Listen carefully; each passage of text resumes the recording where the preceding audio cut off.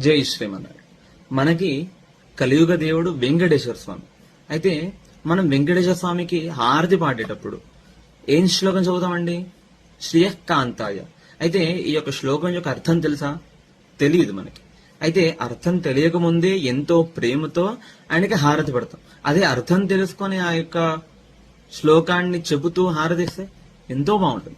అయితే ఆ యొక్క శ్లోకం యొక్క అర్థం మనం తెలుసుకుందాం.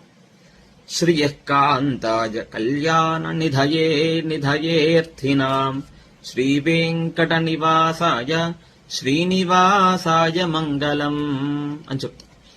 మొదట శ్రియకాంతాయ లక్ష్మీదేవికి భర్త అయిన వానికి, కళ్యాణ నిధయే శుభముల అన్నింటికీ కూడా నిధి అయిన వాడు, నిధయేర్థినాం తన దగ్గరకు వచ్చి అర్థించేవానికి సంపదలు అందించినా సరే తరగనంత నిధిని